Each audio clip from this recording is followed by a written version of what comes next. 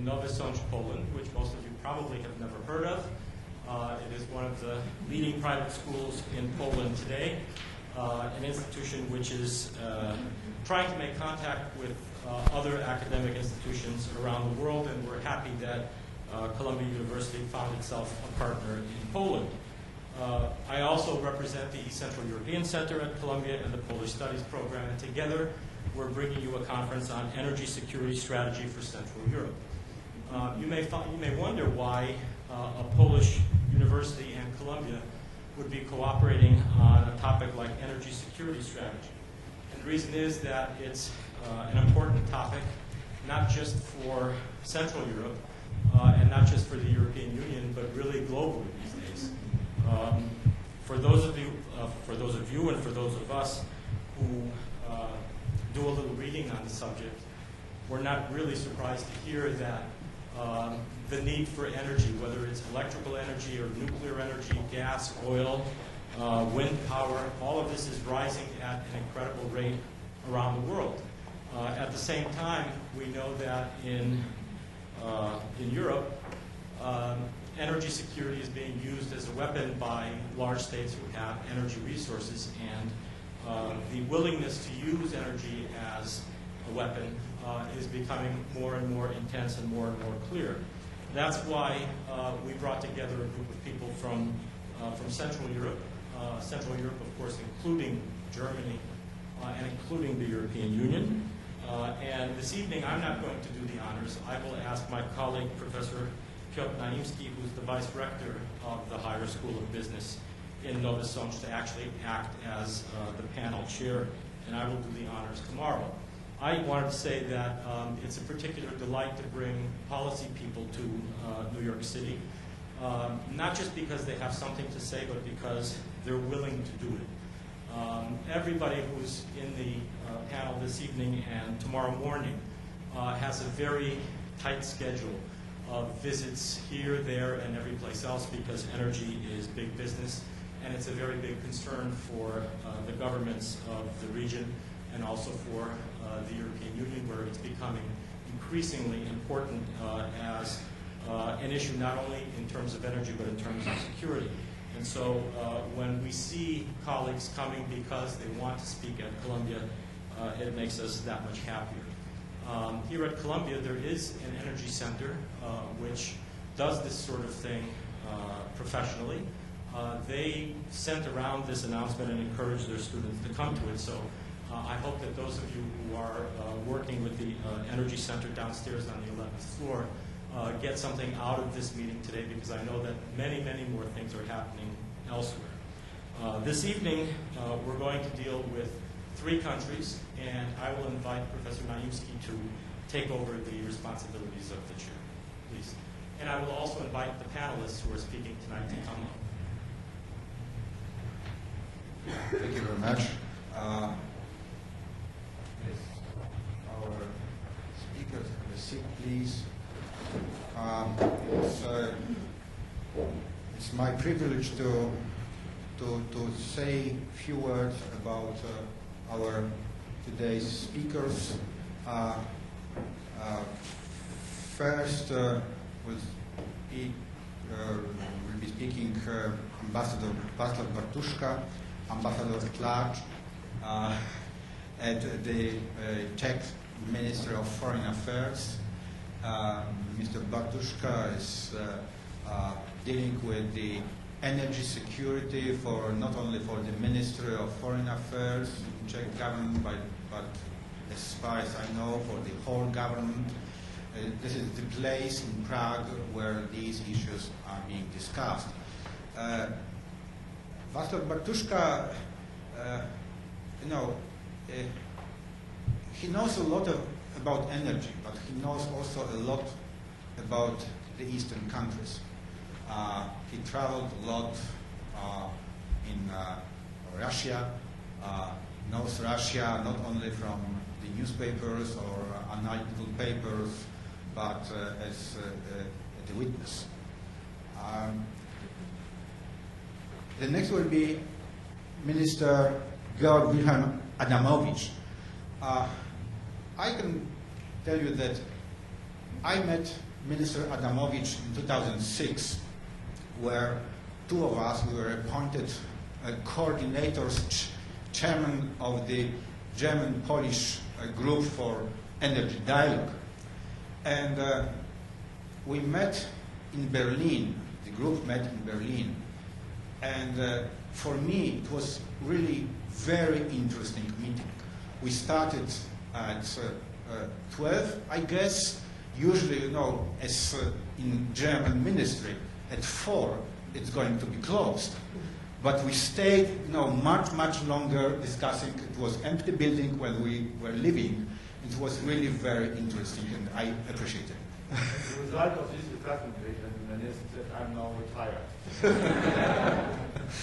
And now Mr. Adamowicz is the European coordinator for offshore and offshore wind power at Northern Europe, basically in Denmark and northern Germany, and works for Commissioner Piebox. And the last today will be Dr. Anita Orban, who is Deputy Director of International Center for Democratic Transition in Budapest. I met Anita Orban a few years ago. We met. And at that time, she was preparing PhD thesis. She completed PhD at Tufts University, and now is in Budapest, and she deals with the energy issues every time. So, Ambassador Bartuszka, the floor is yours.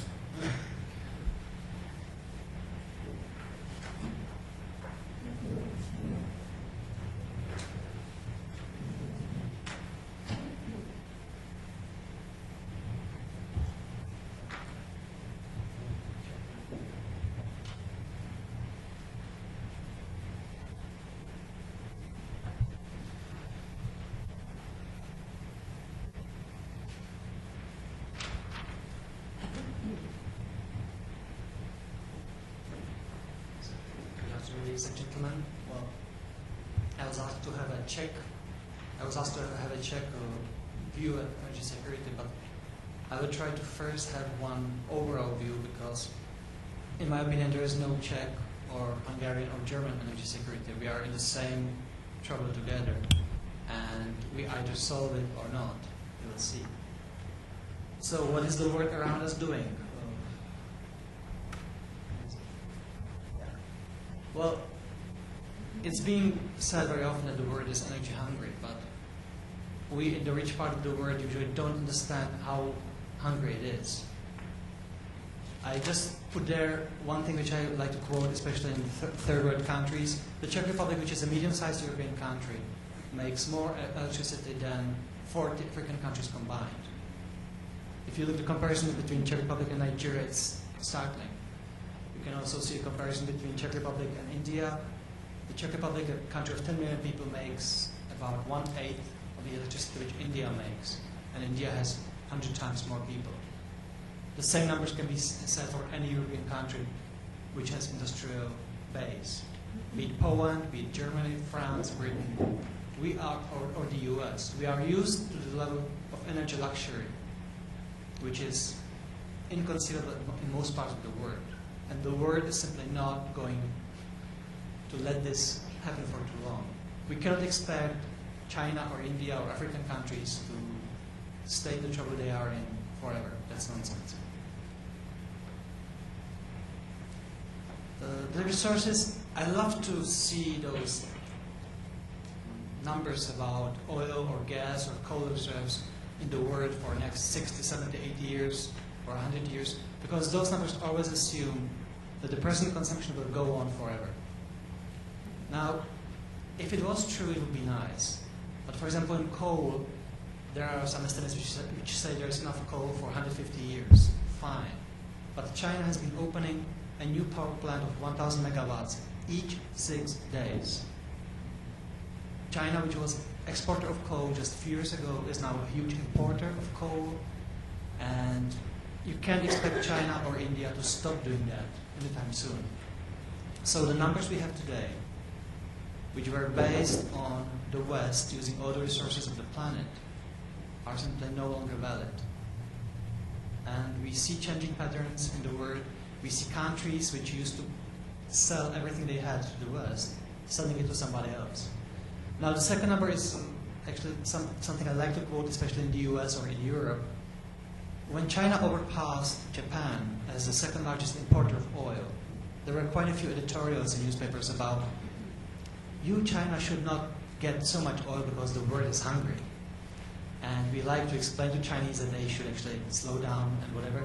If you look at the comparison of how much is the consumption per head, per capita, you see that US use about 14 times more oil per capita than China. This is because in China only one small part of the country, the coast area, is actually very much advanced. The huge hinterland is still left behind. And we cannot expect this to go on forever. The same in India. If China and India catch up with our level of development, they of course will be the biggest importers of oil, simply because they are the largest countries on the planet. This is something, a little bit of modesty. The Czech Republic is being used as an example of a country which is doing a lot about energy security, and it's true that we have started to think about it a long time before others. We have built a pipeline from West Germany, in 1990s. We have concluded a contract for natural gas with Norway in 1997. We have invested heavily in this, diversification and all that. So we do have a head start today when some other countries in Central and Eastern Europe are being very much afraid of Russia. We have done our homework before. But, and this is something I have to stress, there is no security and there is no insurance policy which will be unfollowable. So what we have done is fine, and we can be proud of it, but should a big trouble come, let's say a worldwide shortage, then there is no national solution which can somebody protect. One more thing which I would like to say here, when we talk about energy security, it can be done, but it's costly, and it consists of projects which are not economically viable. The pipeline we have built from Germany has a capacity of 10 million tons per year, and it was built as an insurance policy. So that means it can bring enough oil for Czech Republic and Slovakia in times of need, but it's normally operated at only 1/5 of its capacity. It cost at that time 12 billion crowns, $400 million in money, 1990s. Now, if you would come to any bank with request for financing for such a project, they would throw you out because it makes no sense. It's a project which basically cost money from the beginning. The government spent the money because it saw it as an insurance policy. And I just repeat this whenever we have discussions in European Commission about energy security. It's achievable, it's possible, but it means plenty of money being spent. We were lucky back in the 1990s that we still remember the Soviets, and we wanted to get as far away from them as possible. And the public was willing to go along. We still are, which is actually our advantage. We talk about new assertivity of the energy-rich countries. In Europe, we especially quote Russia, but it's not only Russia. The truth is that 90% of oil and gas is in the hands of nation states. And if you look at the behavior of all the majors, the ExxonMobil or BP, Shell, ConocoPhillips, they do kiss the ring of any government with resources because simply there is nowhere else to go.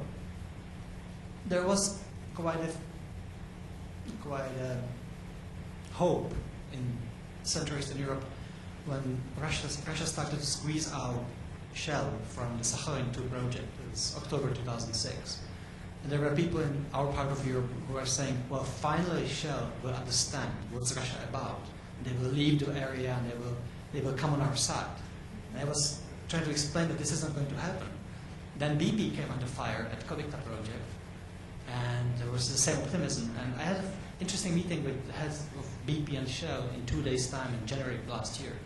And they both said very much the same things, like if they read from the same paper. They said, look, we operate in 140 countries, plus or minus. We extract something or have something in about 50 to 60 countries. And we get oil and gas from 35 countries.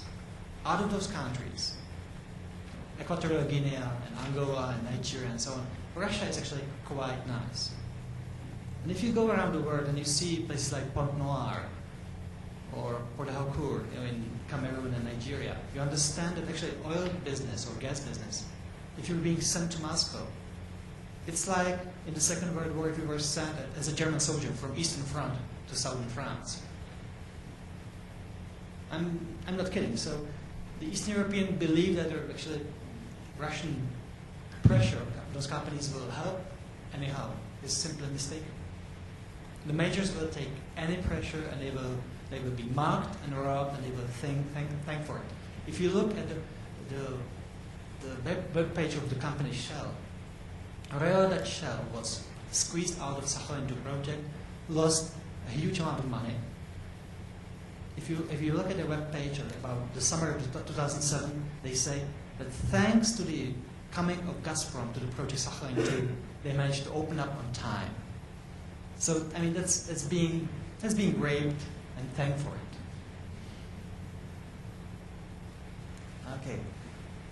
The European response so far, well, maybe Mr. Adamovich will see it differently, but so far what we see from the European Commission is a huge activity of new legislative proposals, but they are mostly in the environmental part.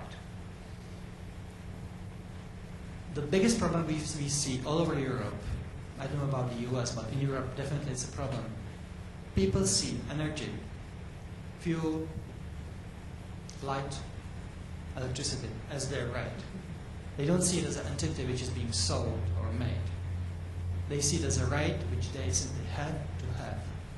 And the government's duty is to make it sure that it happens. And once electricity is no problem and it's the right of yours, you can also have other concerns like the environment, which at the moment, if you look at the proposals from Brussels, it's mostly environmentally tainted, I would say. And the flag of activity is interesting. If you see the proposals, it's January 2007, February 2007, September, December, then again January this year. Almost every 3 months on average, you have new bunch of proposals. Interesting thing is that we build nothing. We talk about interconnections between countries, we don't have them. We talk about new pipelines, we don't build them. We talk about new power plants, we don't build them. And I have a great new abbreviation which my British colleague told me. The word NIMBY is probably known to you, not in my backyard. And my British colleague says that we actually moved from NIMBY to banana. British experience in the last 15 years is that they tried to build 8 new power plants in different parts of Britain, and all 8 projects were killed in the regional, by the regional councils. People simply said, well, we want light, we want electricity, but not behind my house. And the British now say that they already reached the state of banana, which means build absolutely nothing anywhere near anyone. And it's the same in our country. The Czech situation, just briefly, in electricity we are doing rather fine. We have the second largest surplus in European Union, and we are a rather large exporter. We're doing very fine, but in the red, I had to put also that on our present projections, if the growth continues as we have it at the moment, we will lose the surplus by about 2015. We have huge growth of GDP, we have huge growth of new companies, we have car companies coming to our country. Škoda just announced last year to increase capacity from half a million cars per year to 1 million. So even though we are in a very good position at the moment, we will not be there forever. In oil, we are doing rather fine because we have 2 pipelines, but we have to expect that the Druzhba pipeline from the east will dry up in 10 years' time.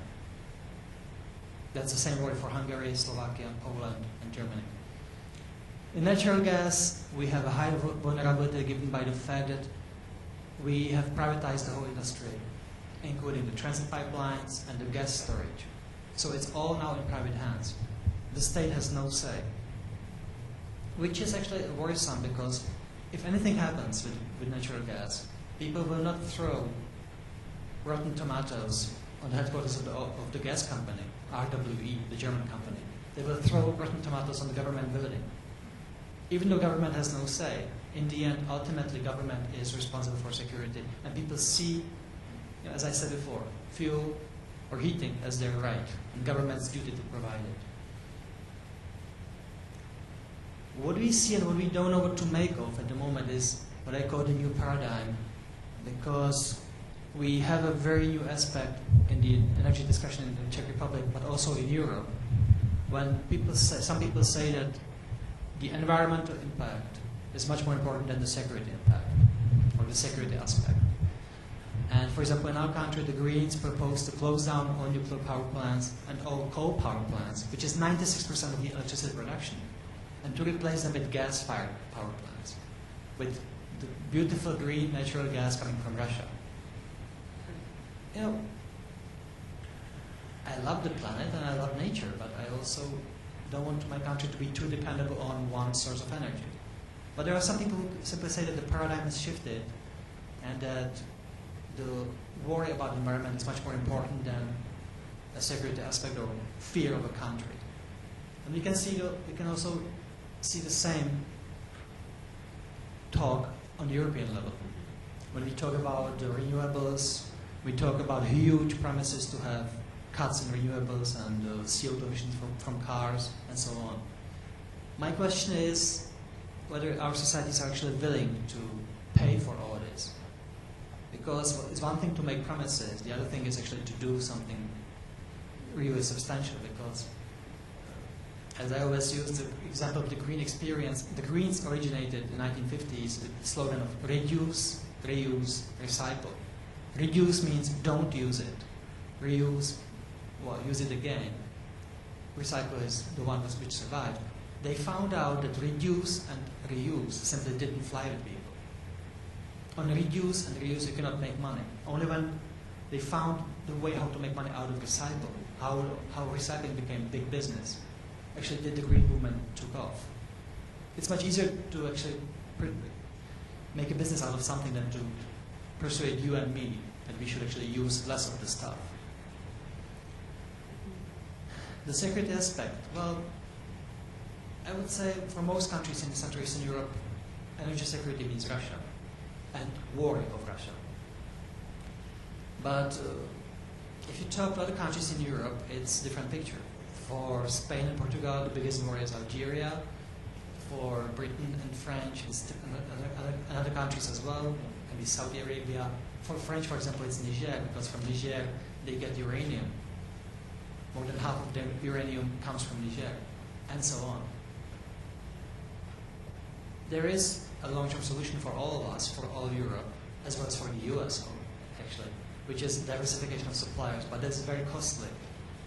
And I don't see it happening as yet. It's much easier to make green promises than to talk about what can be done. The economic aspect is something that actually is very worrying for us, because energy security can be in times of crisis. Okay, well, you will not have enough heating, enough electricity, you will not be able to drive your car. But in normal conditions, in peacetime conditions, I would say, the present dilemma is this. We want to continue our growth all over Europe. We want to survive the hugely increasing energy prices. We want to survive the onslaught of new economies like China and India. And also we would like to lower our energy consumption and be more green. Now, to square all these interests together is rather difficult. But in the short term, what I see is a crippling effect of rising oil prices and energy prices on the economies. And just our example, which I showed there, for Czech Republic, the increase is basically 3.5 times in 7 years' time. Thanks to the lowering of the exchange rate with dollar, we were not hit as much as we would be otherwise. But even then, if our economy wasn't doing that well, if we didn't export so much machinery, we would be already in red numbers. And the fear, or the threat which I see in Europe is that Europe is now being divided in two parts. There is one, the advanced part of Europe, the western part, which has relatively low consumption of energy for creation of GDP. and the eastern part of Europe, which is using sometimes 7 times more energy for creating 1 unit of GDP. Those countries are much more hit by rising prices. So for Britain or France or Germany, the rising prices are not as bad as for Poland or Ukraine. Okay, well, Czech steps, or the future steps. In electricity, we have to solve the political deadlock in the country. We have now the Greens in the government. The Greens want to kill nuclear power. I think it would be really unwise. And my personal fight is that I'm really fighting not to build any gas-fired power stations in my country, because that makes, from a security point of view, no sense. In oil, we are interested in all new pipelines. I think Mrs. Orban will speak about the pipelines more. But so far, I have to say that all discussed projects are just discussed, nothing else. In gas, that's for me the most worrying thing. We don't think that it makes any sense to talk about pipelines like Nabucco, because to exchange Iran or Turkmenistan for Russia, from security point of view, doesn't make much sense. Actually, Russia might be more reasonable than other suppliers. We think that the only solution for gas might be building LNG terminals around Europe, because then you can get LNG from Qatar, Nigeria, Trinidad, from many countries. You can actually force the suppliers to be reliable. Unless there is European policy, we will keep on hurting each other. Like, for example, we do now with Nord Stream. Because the Czech policy is actually contradictory to Polish one. Poland is fighting Nord Stream very much. We tried to have European policy on this. We did not get it. In the end, the European Commission said we have no problem with Nord Stream. This is the Russian gas pipeline through the Baltics, from Russia directly to Germany. So when we had no European policy on this, if you can't beat them, join them. So our interest now is to have part of this connecting pipeline in Germany running through the Czech Republic, so that we would keep some transit money, and we would also be on the major pipeline to Germany and France. It's not good for Poland, it's not good for Slovakia, and we know it, and it's something we don't like to do. But unless there is common European policy, we will keep on, excuse my French, screwing each other. I apologize. I'm not a diplomat, actually, by training. Long-term solutions, I hope that there will be more talk about it.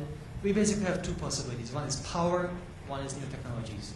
Power can mean, well, military power, occupation of countries, which I think somebody is doing at the moment and not very successfully.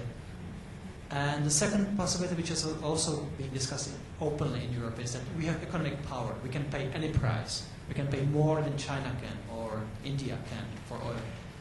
I think this argument is not very valid, because China is now successfully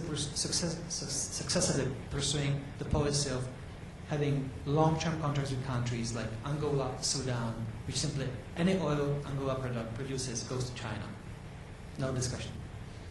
New technologies, that's something that I hope that somebody else will speak about here, because that's, I think, in medium and long term, the only way forward for us. Nuclear fusion, nuclear fission, solar, thermal. We are, I would say, we discussed with Mr. Naimski just recently, we are in the same position as we were in 1950s with nuclear. Nuclear without huge investments of billions and billions of dollars would never make sense, would never come. Only when the governments actually paid so much money, it became economically viable. I think most of new technologies in energy are of the same level. Okay, that's about it. I thank you for your attention, and if there are any questions, I'm looking forward to it. Thank you.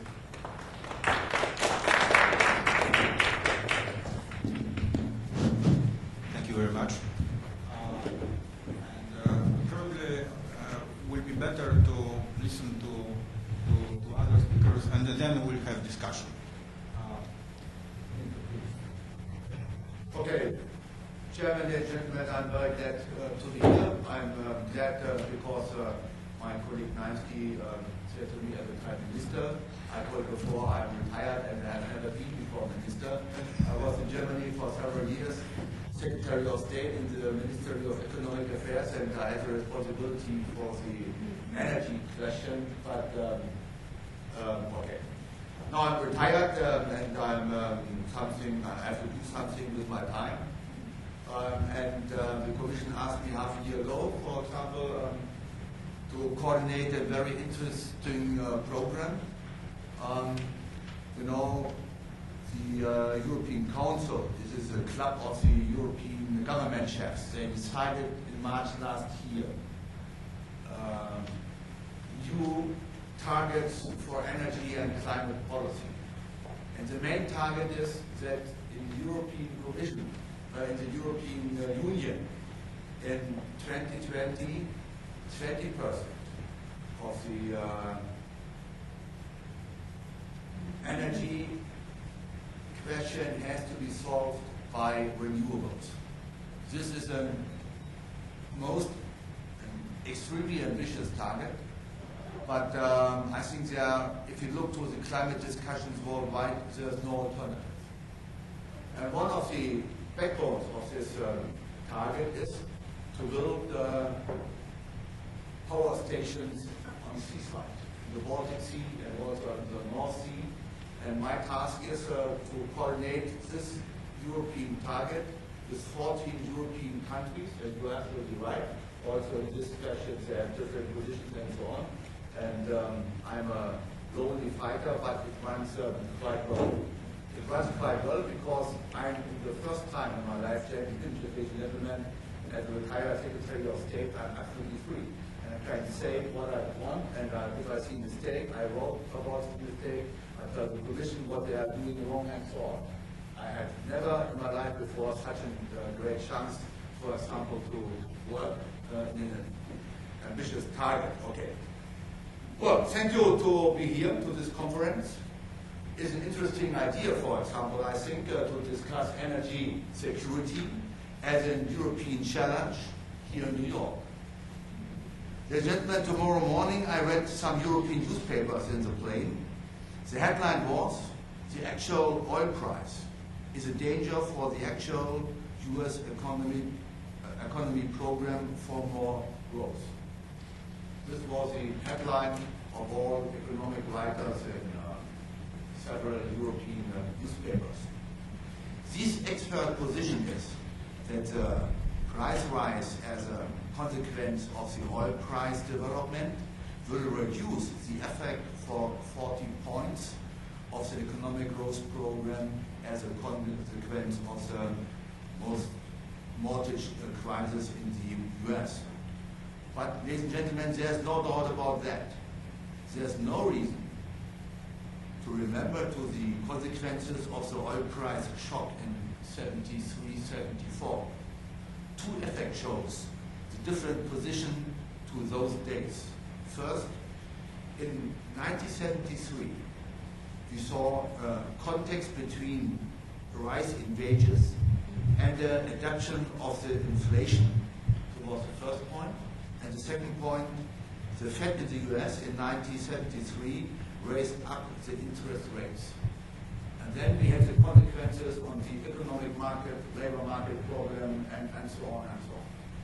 And all experts says that the reaction, for example, of the Fed in the US and the US government and so on the oil price problem is quite good. Also in Europe, there's trust in the market. And if there's trust in the market, you can also live with higher prices. If you have higher prices in a special market, this is the best proposal that the market is working. If these consequences were not here, then we had in the energy side, we had a problem. Now we have no problem with the oil market. We have only a problem with the price. We have only a problem with the price. But in Germany, ladies and gentlemen, if I look back to 73, we had a very ambitious political program, also a program with the partners of the companies and so on. And the idea was we had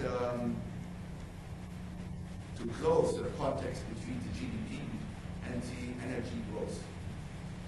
It cost in Germany a lot of money, but Germany is the only state in Europe who who is successful in this area. If we have, for example, 2 or 3 points growth GDP, this doesn't mean, for example, on the same side the growth on the energy side. I will come back later to this position. This was a great job who was to do about 20-25 years, and this is one of the reasons that our economy is independent to the price developments of the market.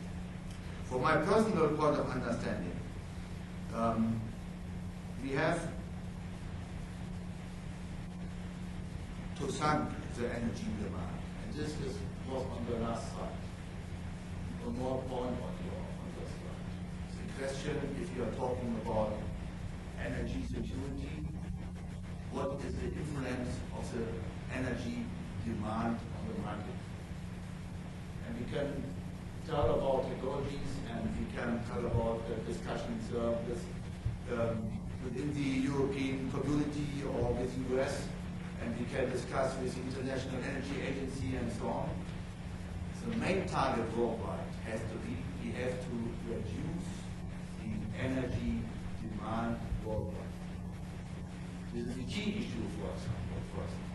So I have also good discussions about energy security questions. If we have no solutions to demand the energy, we can stop all discussions. Watch out. This is the main, from my personal point of understanding, the main key. Well, I want in a very short time to describe following headlines. Challenges to future energy policy. Second point, Germany energy policy strategy. Third point, for the trade promotion for renewable energy technologies. Then at least some European aspects, you mentioned it before. And at least some points to the word trust. Energy security as in the worldwide context, something to do with trust. Have we trust to the market? Have we trust to the partners? Have we trust on the demand side? And so on. Okay.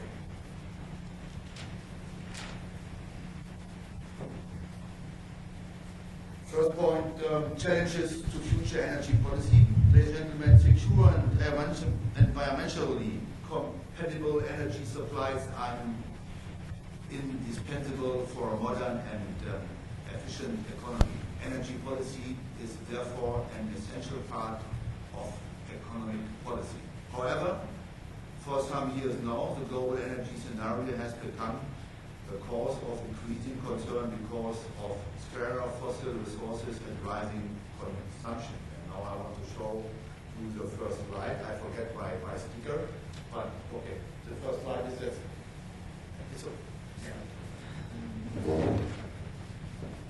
Here on the first slide, you can see what happens in the next year. This is a projection by the International Energy Agency in Paris. And it shows what happens in the future with oil, what happens with coal, what happens with gas, what happens with hydro and blue biomass, what happens with nuclear and traditional biomass, and so on. And the result is 2030, the demand will rise. The demand will rise worldwide. Also Germany, more about that.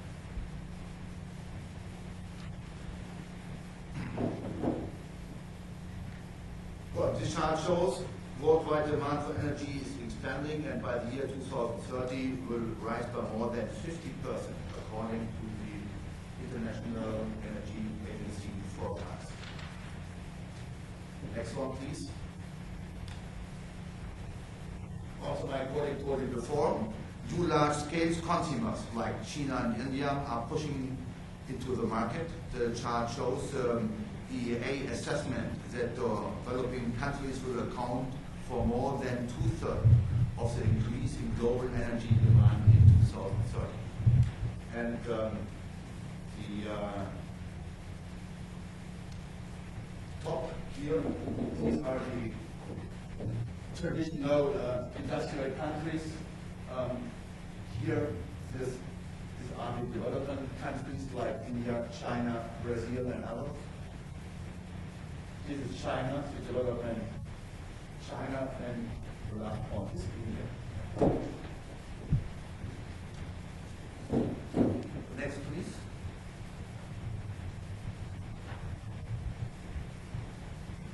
Thank you.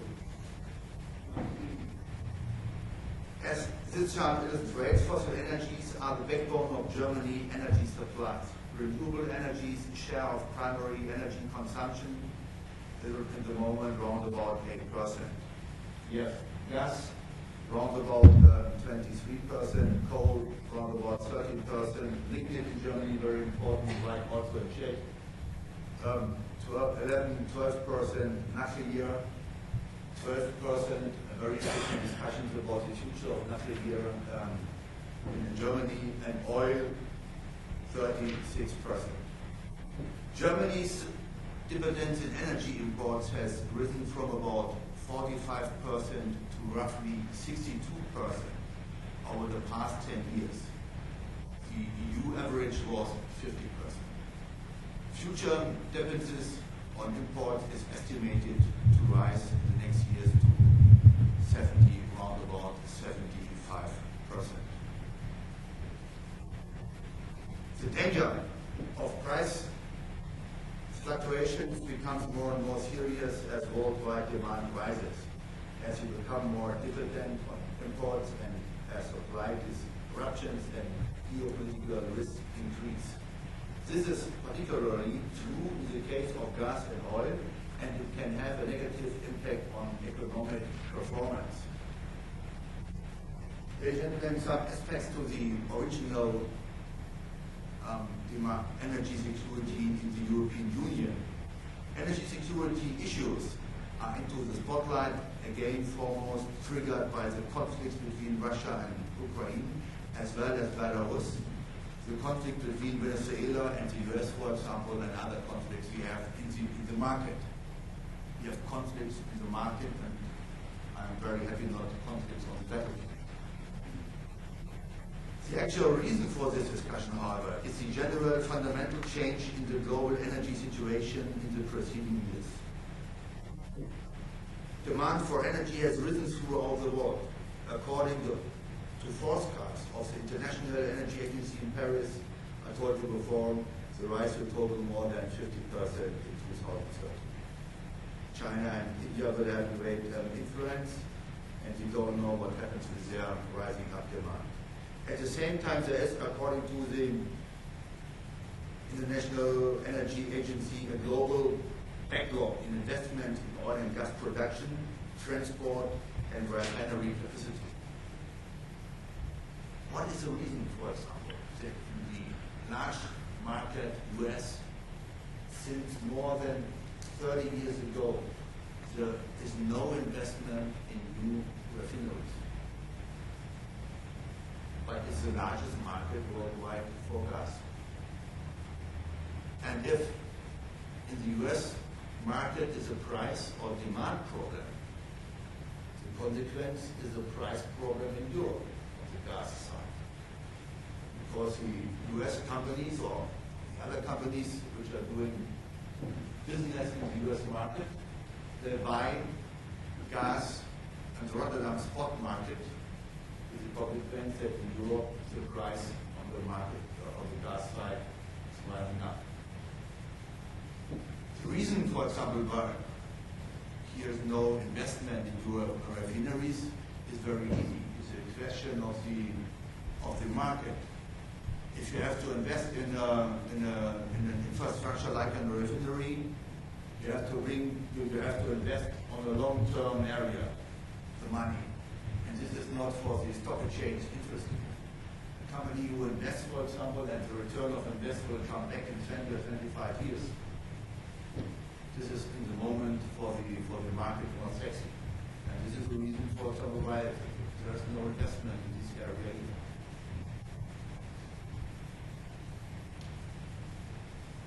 The energy security risks are growing because the bulk oil and gas reserves are concentrated in a small number of supply areas. Some 70% of conventional energy reserves, some 68% of world gas reserves are situated in so-called strategic ellipses. And that's the last, here's the chart, thank you. From the Middle East to the northwest Siberia. Most of these reserves are located in regions which are, due to climatic reasons, for example Siberia, not easily accessible or politically stable.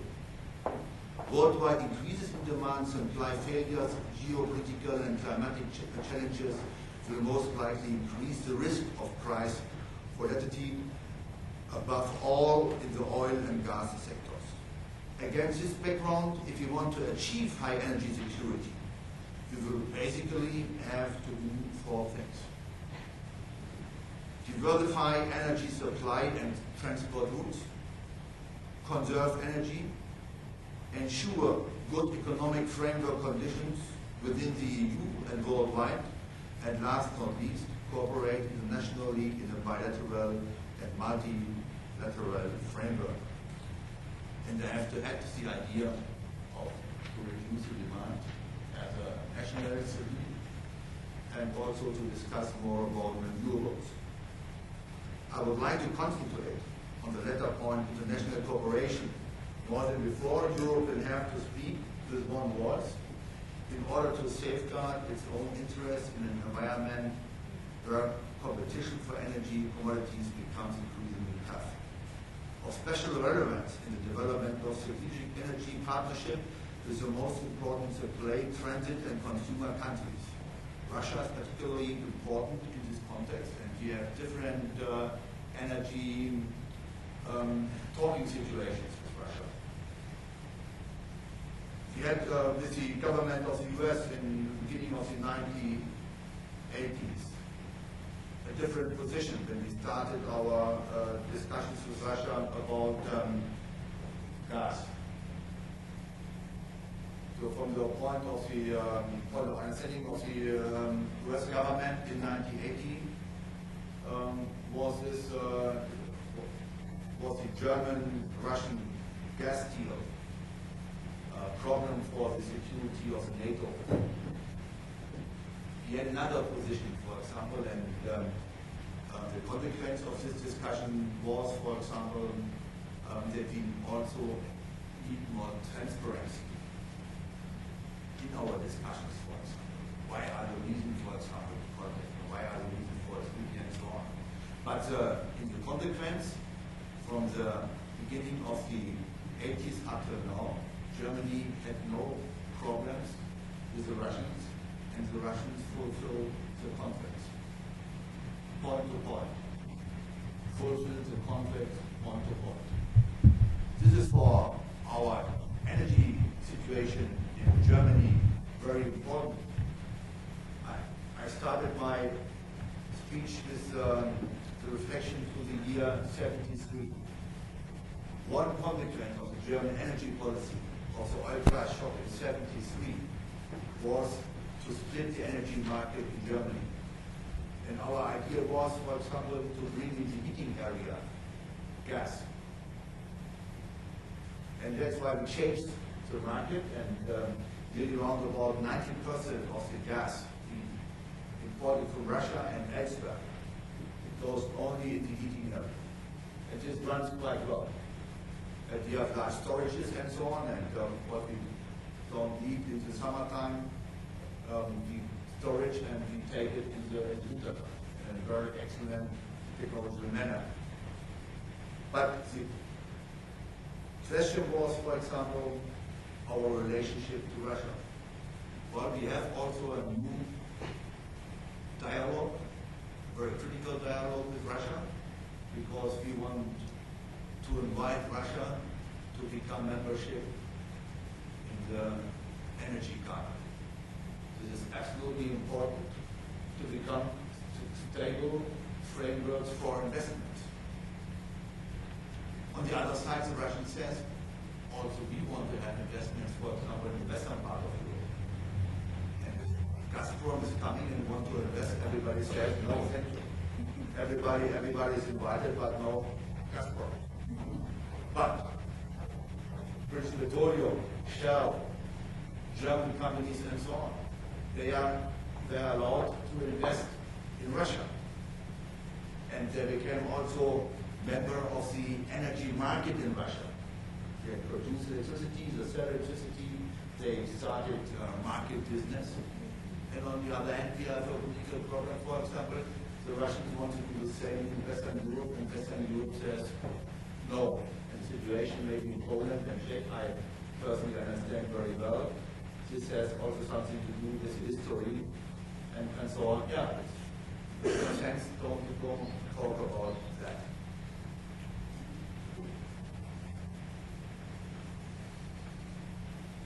Well, one point I forget.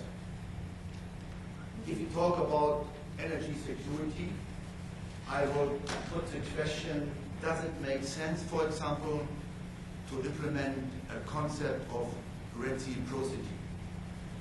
This has something to do, ladies and gentlemen, also with trust.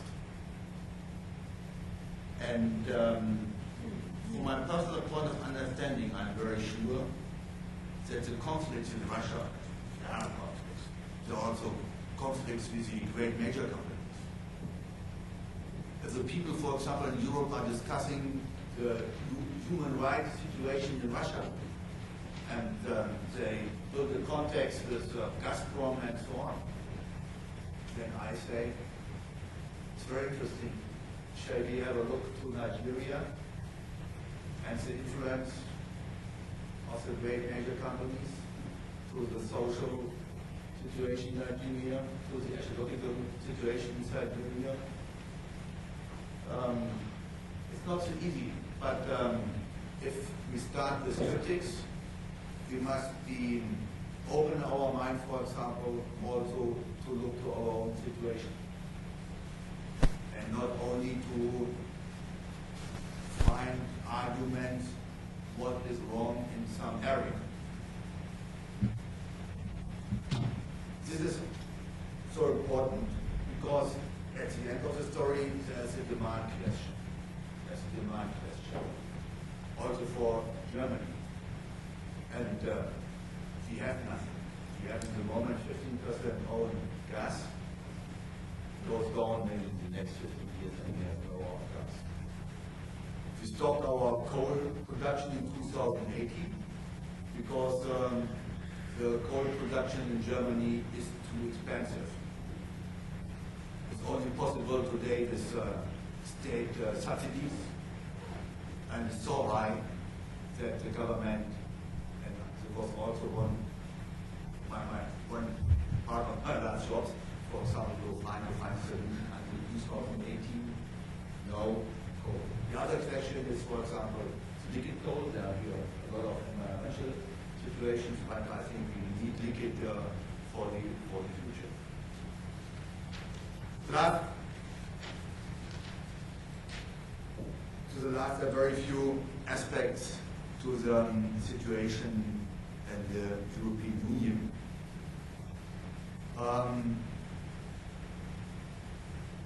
I think we need in the European Union more rational aspects in the discussions about energy security.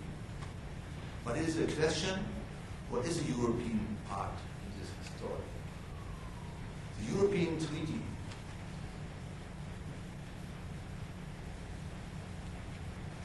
is no common in the European Treaty, the basic law of the European Union.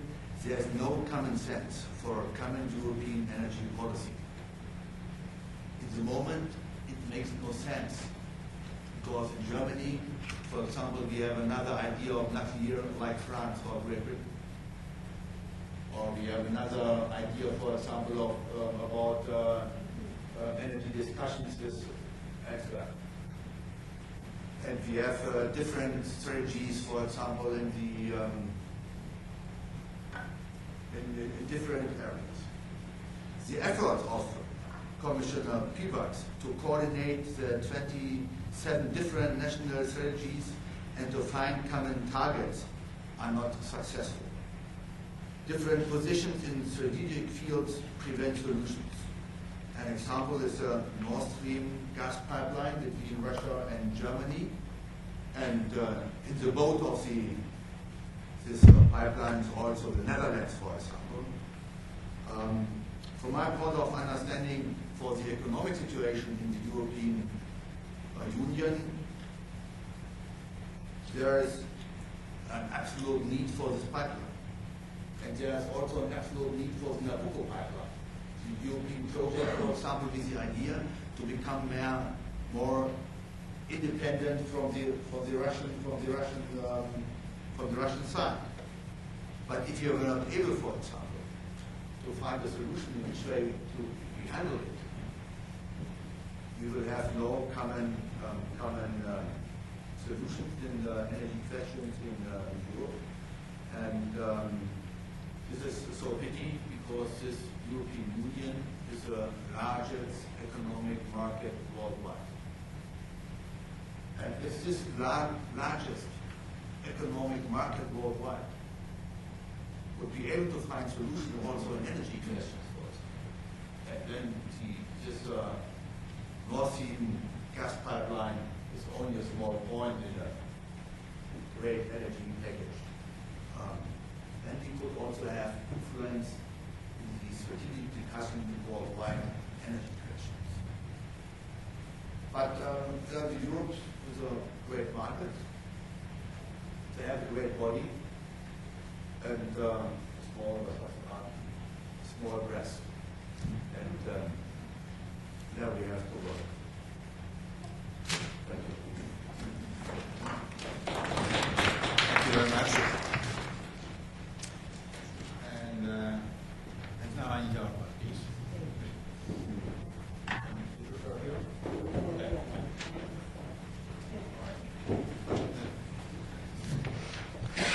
Thank you. Very professional. I will talk about Hungary's energy security strategy. The total primary energy supply of Hungary looks like it is on the chart.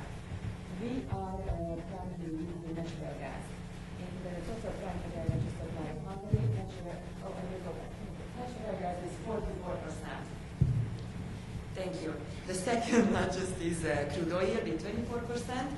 Then it comes solid fuels with 13%, nuclear, and very little renewable, 4%. This is the total primary energy supply. I have to tell you that the share of crude oil and soil fuels decreased gradually since 1990 and was replaced by natural gas. Natural gas supply increased by 31% in this 40 years. However, if we look at total domestic production, then the picture is quite different. In the total domestic production, 31% comes from nuclear. We have one nuclear power plant in Paks that produces 31% of our total energy, natural gas 23%, and solid fuels come to 21%. If I go back to the previous chart, you can see that Hungary relies very much on natural gas. And because in the total energy supply it's 44%, as opposed to only 23% in the domestic, it means that we are relying very heavily on import. That 44% of Hungary's reliance on natural gas is 20% more than the EU average. The EU average is that 1/4 of the country's primary energy supply is natural gas. Ours is 44%. That equals to the Netherlands. It means that Hungary is the second highest depending country on natural gas within the European Union. Just a little bit, tiny bit, slightly behind the Netherlands. However, there is a basic difference between the Netherlands and Hungary. The former is an exporter of natural gas, and Hungary is an importer of natural gas. Hungarian own natural gas production is about 20% of the total demand. It means that we are exporting 80% of our natural gas demand. 80% of that comes from Russia. To illustrate with one more figure of dependency, not only industrial customers but households are very much dependent in Hungary. 3/4 of the households could not solve their heating without natural gas. So every out of 4 households, 3 is doing its heating on natural gas. Hungary's natural gas arrives mostly on the Brotherhood pipeline from Ukraine. 80% of our import comes from that direction, and 20% of our import comes from the Baumgarten pipeline from the west. That's our only interconnection to the western pipeline system. On the Baumgarten pipeline, we get some natural gas from Germany, Austria, and France. Hungarian reliance on crude oil is even worse than natural gas. We import about 99% of our crude oil demand from Russia. This comes from one single pipeline, and that is the Friendship pipeline. It goes from Russia to Belarus, from Belarus to Ukraine, and then to Slovakia, and we receive the crude oil from Slovakia. Hungary's energy import dependency is 61% compared to the EU average of 50%. So to reiterate the picture, along with the Netherlands, we are the most dependent country in Europe on natural gas. We import 80% of our natural gas from Russia, 99% from our crude oil from Russia. It is needless to say that both crises, in January 2006, the Russia-Ukraine dispute, and in January 2007, the Russia-Belarus dispute on crude oil, both were directly affecting Hungary, and they resulted in a decrease of supply. Hungary is among the most vulnerable countries in terms of its dependency on energy within the EU 27. Despite this, you would expect, after this high level of dependency, that Hungary is following the steps of the Czech Republic and is doing steps to reduce this dependency. However, despite of the high level of dependency, consecutive governments did not seem to place high priority on the issue.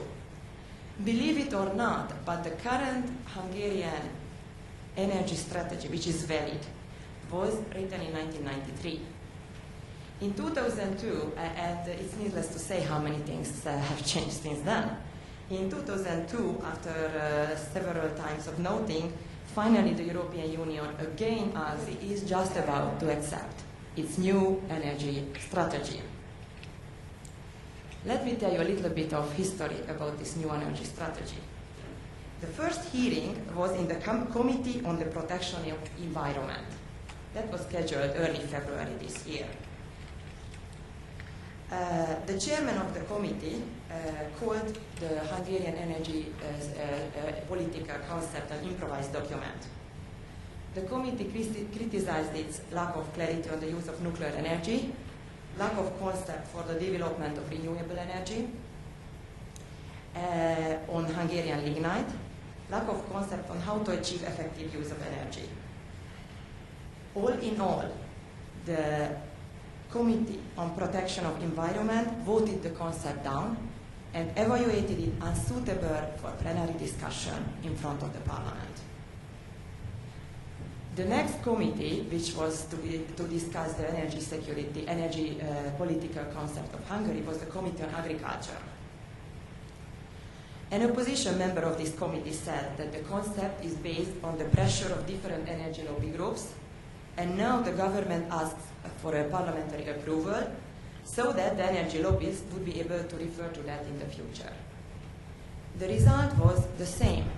The Committee on Agriculture voted the concept down and it evaluated it unsuitable for discussion in the plenary session. Then the Committee on Budget followed. That accepted the document, but on the condition that a major rewriting and rethinking should be done. However, it was the Committee on Economy that was assigned the chief committee. It means that the Committee on Economy had to decide to let it to the plenary session or not. Finally, it did so.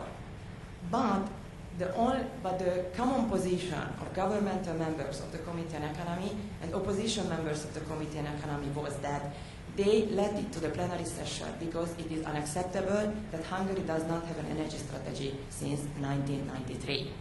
So it did allow to go to the plenary not because of its merits, but because out of necessity.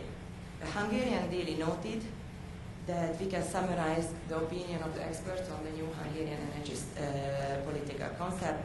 This is all but a concept. Let me share with you the basic tenets, because according to our expectations, it will be voted and approved by the Hungarian parliament. So this will be the governing, this will contain the guidelines of Hungary for the next few years in terms of energy policies. It places energy supply on 3 principles. It should be safe, competitive, and sustainable. It has all the right words, actually, but it offers no guidelines for the future. While it names as a goal to decrease Hungary's dependence on natural gas import, it foresees more reactors operating on natural gas. Of course, this would mean that Hungary is even more relying more on natural gas supply than before.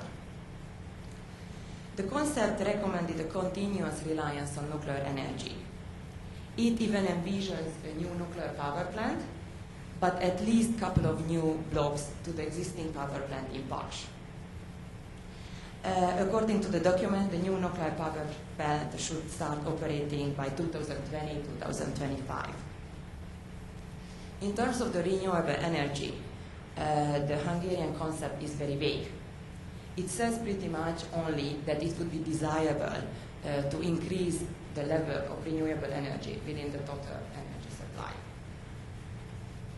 Regarding the security of the supply, the document says the following, quote, "The government needs to contribute to building new large-capacity natural gas pipelines in order to diversify the import and make Hungary a regional hub for gas distribution and the transit country," unquote. However, what is very interesting, that the document does not foresee the change of a source of natural gas for Hungary. It writes, quote, "The goal is to increase the safety of import, multiple entry points, and build natural gas storage. Besides, the further substantial increase of the share of natural gas needs to be avoided," unquote. The document very clearly counts with Russia as the major supplier. It only envisions multiple entry points for natural gas to Hungary, but it is not bothered to put an emphasis on the change of the source. Additionally, if you listen carefully to the quotation, it says that the further substantial increase of the share of natural gas needs to be avoided, meaning that there is even no demand on the Hungarian government side to decrease the share of natural gas within the total Hungarian supply, or at least stabilize it. It only wants to avoid a substantial increase. The situation can be even worse if we talk about the Druzhba pipeline. As Ambassador mentioned before, the Czech Republic is counting with Druzhba potentially drying up in a decade or two. What we can state about the Druzhba friendship pipeline, that's the crude oil pipeline, about it, that it is very much aging, to say the least. And the Hungarian energy strategy does not deal with the Druzhba issue at all. It only states that both Druzhba and the Adria pipelines, this is the red line from the Omiszal Croatian port up to the refinery Szászhalombatta, are both able to cover Hungary's crude oil import. Actually, this is not at all true, but this is what it is in the document. However, the most troubling part comes now. It's about the energy security question. The concept says, quote, "Among the alternatives for diversification, Nabucco, Blue Stream, LNG at the Adriatic Sea, it is not desirable to give priority to any of the projects." This concept was also on a hearing in front of the Committee of Foreign Affairs. The chairman of the Committee of the Foreign Affairs is a member of the opposition. He asked the presenting state secretary to include in the document a statement that Hungary would give priority to the Nabucco pipeline. He refused to do so. And it did not support any LNG terminal either. Moreover, it recommends a strategic partnership with Russia. The leading Hungarian business daily summarized that the document is about two things: a new nuclear reactor and maintaining good Hungarian-Russia relations. So this was the summary of the Hungarian business daily. As opposed to energy strategies of other countries, Poland or the Czech Republic, which proactively look for ways of diversifying their own energy supply, the Hungarian energy strategy even fails to give its support to EU mainstream ideas like Nabucco or an LNG terminal at the Adriatic Sea. Additionally, the whole mindset behind the document is false. I think that there are two fundamental underlying features behind the document. First, it still views the issue at hand almost exclusively in business terms. And second, its basic premise is that Hungary does not have a choice in choosing the supply source, does not have a choice in choosing the route, and significantly changing the proportion of different types of energy in the Hungarian energy supply. The concept implies that Hungary will continue flip-flopping its commitment between supporting Nabucco or the Russia-backed projects of Blue Stream, South Stream, and will continue to play its double-faceted politics, which we have seen so far. This is the picture of Hungary. However, what is on the other side? On the other side, as I presented you, we are very much dependent on Russia. And as opposed to the two previous speakers, I have to place high emphasis on our relationship to Russia, because Hungary's energy security is directly affected by that. But Hungary is so undecided and makes the wrong choices. Russian strategy is exactly the opposite. Russia is determined. It is motivated not only by business considerations, but by foreign political considerations as well when it comes to energy. And it is unhesitant in its means and tools in Hungary, and as well as in other countries of the region. Russian strategy toward Hungary is twofold. First, to entrench Russian monopoly supplier position, both in natural gas and crude oil, by preventing alternative route of energy to Hungary. So encircling Hungary and make it impossible for the future for Budapest, any government, to diversify its sources. That's one goal. And the other goal, to buy key assets of the Hungarian energy industry, mostly the transmission network, both gas and crude oil, refineries, and wholesale companies. Moscow is in a successful track, I have to tell you, to achieve both within the foreseeable future. Let me talk first about the transmission networks. We have to, I haven't done it so far, but to talk very quickly about this Blue Stream, South Stream, or Nabucco projects. The Nabucco consortium was established in 2004 with the participation of the Austrian state company ÖMV, the Hungarian MOL, the Romanian Transgas, the Bulgarian Bulgargas, and the Turkish Botas. This project envisions bringing Iranian and Azeri natural gas to the European Union from the south, and it enjoys currently support of the European Union. As soon as this Nabucco project started to look serious, Russia came out with an alternative. First, it was called Blue Stream. That's already an existing pipeline between Russia and Turkey. And Russia talked about extending this pipeline from Turkey through the Balkans to Hungary. It would have supplied Russian gas and pretty much go through a route controlled or overseen by Gazprom. The Blue Stream was actually presented as an alternative to Nabucco. Blue Stream became the southern equivalent of Nord Stream, just as the Russians hoped to substitute the Yamal 2 pipeline with Nord Stream, they hoped to substitute the Nabucco pipeline with the Blue Stream, because the two were clearly competitive projects. So if the Blue Stream pipeline, the Russia-backed pipeline, is built, that kills the EU-backed pipeline of Nabucco. Hungary was the first country with which Russia signed a memorandum of understanding on building the Blue Stream pipeline. This happened in February 2006. Then in June 2006, the Hungarian oil company MOL signed an agreement with Gazprom to create a so-called study company to do the feasibility project of the Blue Stream pipeline. The Hungarian government's commitment to the Blue Stream pipeline was illustrated by an interview which was given by the Hungarian Prime Minister to the International Herald Tribune in March 2007. Ferenc Gyurcsány, the Hungarian Prime Minister, called the Nabucco pipeline a dream and the Blue Stream pipeline a reality. And he said that we don't need dreams, what we need is reality. Afterwards, Brussels and Washington placed a huge, pushed enormous pressure on Budapest to commit to the EU-backed Nabucco pipeline.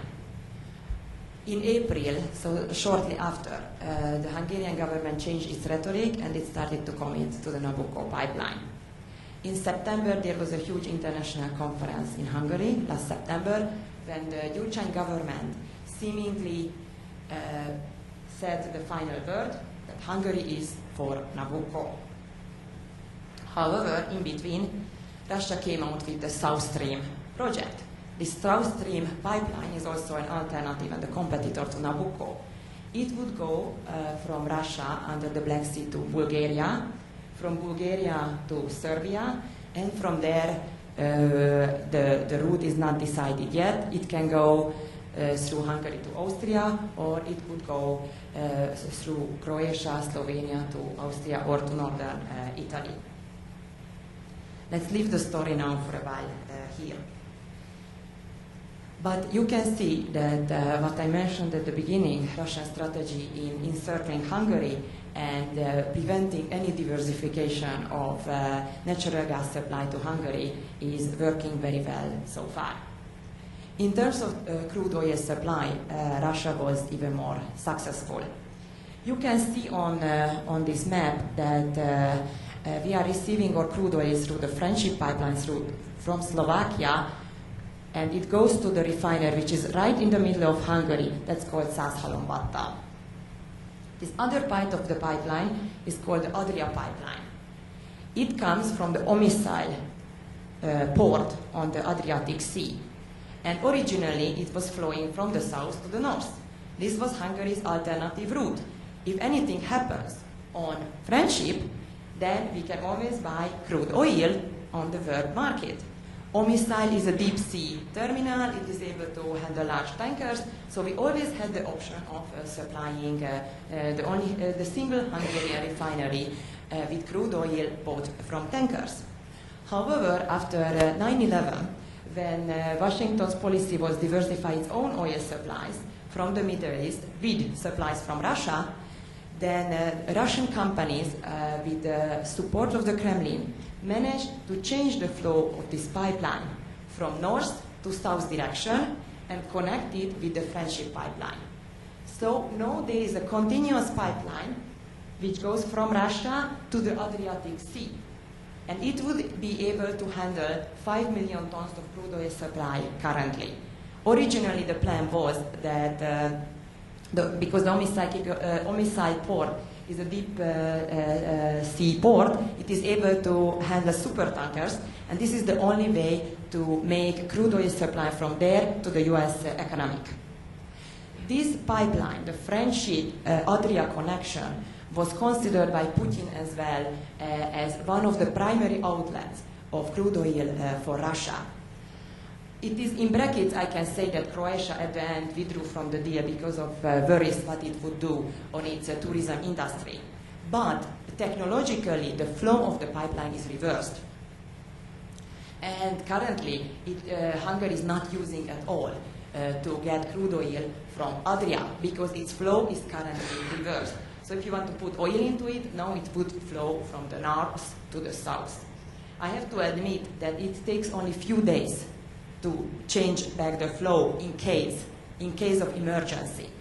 But this idea of Russia of connecting Friendship and Adria and using it as a main outlet is not new. It was already an idea during the Soviet times in '79. But Tito said no because he feared energy dependency from the Soviet Union. Then the idea was picked again in 1999-2000 by Yukos. But back then the government still resisted. So Russia managed to connect these two pipelines only in 2002. So we shouldn't think that there is no work in the background on Croatia to give its final agreement to this pipeline put in place. So currently Hungary's only source of crude oil is coming from the north, from Russia. Hungary is very vulnerable because in Hungary there is only one big company which is controlling the whole energy industry pretty much, and that is MOL. Until 2004, MOL had control over the total gas sector, meaning owned and operated all the gas pipelines in Hungary and had the wholesale rights. And in terms of the crude oil, it still owns the single refinery. It owns and operates all the crude oil pipelines in Hungary, and it does wholesale, and it has the most extensive retail network. It doesn't come as a surprise that MOL is a primary target of Russian energy companies for years now. The first move against MOL was done in 2000.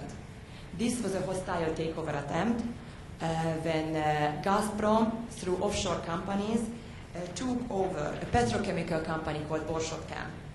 Petrochemical company lives in a symbiosis with MOL because of the nature of the industry. Residuals of MOL are taken over by a company which then supplies this Borsodchem. So if that intermediary is taken over by Gazprom, that could kill MOL's business. Back in 2000, the Hungarian conservative government of Viktor Orbán, together with Western European and American governments and different secret services, successfully prevented the eventual MOL takeover of Gazprom. However, the interest of Gazprom's and Russia's in MOL did not cease since then. It was openly on the bilateral agenda during the government of the Hungarian Socialist Party during the prime ministership of Peter Medgyessy. Then in 2004, MOL split and its gas sector and put it into three different companies. One was responsible for natural gas supply, another for natural gas storage, and the third for natural gas transmission. And the natural gas supply and storage companies were sold in 2004 to the German E.ON Ruhrgas. Immediately after they were sold, Gazprom and E.ON Ruhrgas started talks about E.ON Ruhrgas reselling it to Gazprom. What is interesting about this story that didn't come as a surprise to the government. Gazprom was very open in that time about its intention. It said that if the winner of the tender for MOL natural gas supply and natural gas storage will be E.ON Ruhrgas, we immediately will start negotiations about taking these companies over. The negotiations right now are put on hold. And the reason is because the two couldn't agree in the exchange of shares, but in the background, market analysts are saying, and this is what can be substantiated based on the Gazprom's business practice in the region, that Gazprom would like to get at least 50%, if not controlling shares of MOL. This is what is Gazprom's strategy in all over the region, to get 50% in the strategic industries at least, but preferably controlling share. However, Russia did not give up its intention to acquire MOL proper, so the oil part of MOL either. The most recent move against MOL came from Austria actually, by the Austrian company ÖMV. And many suspected that Gazprom is behind. this move. They pointed to two reasons. One, that ÖMV increased its shares in MOL by buying an over 6% package from Gazprom's former manager in Hungary. The other thing which experts pointed out as a reason to suspect that Gazprom is behind the Austrian ÖMV is that in May last year, Austria and Russia signed a major deal about making Austria a Central Eastern European hub for Russian natural gas supply and distribution in Europe. However, I have to tell you that there is no evidence to prove that it is Gazprom behind ÖMV.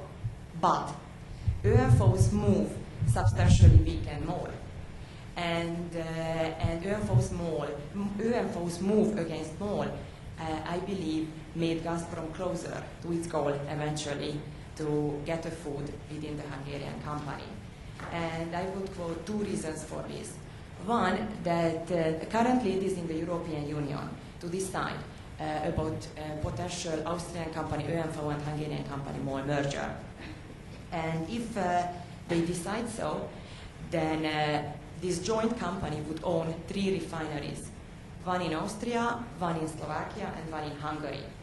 And most likely, European competition authorities would force this joint company to sell one of the refineries.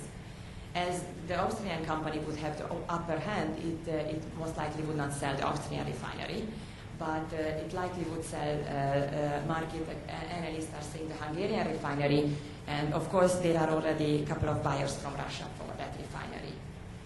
The other reason I can cite for you as how this ÖMV's attempt weakened MOL is that MOL decided to prevent ÖMV's attempt by MOL management acquiring own shares.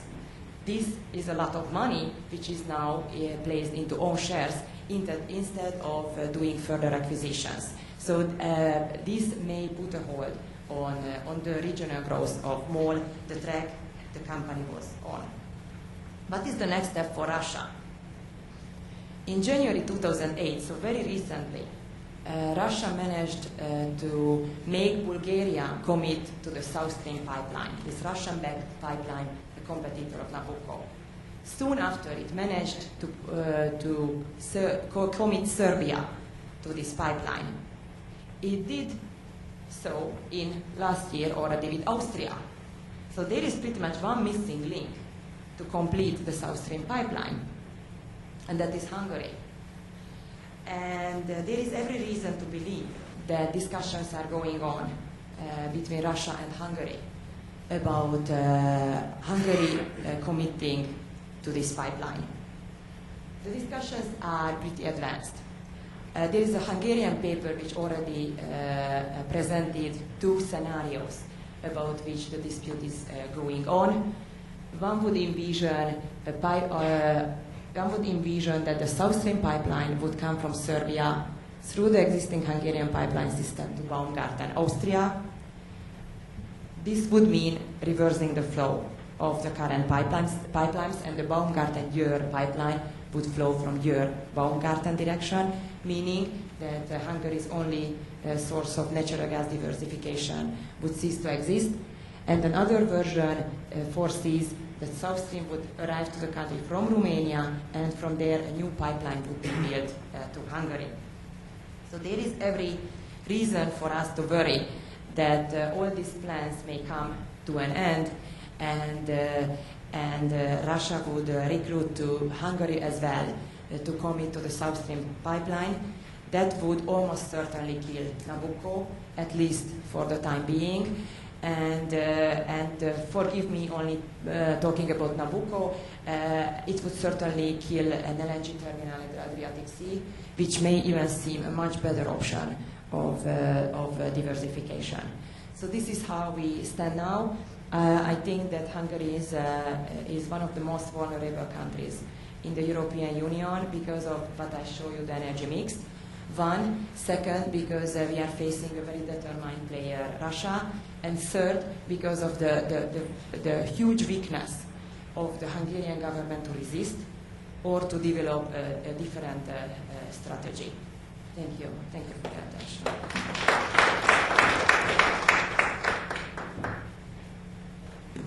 Thank you very much. Thank you all.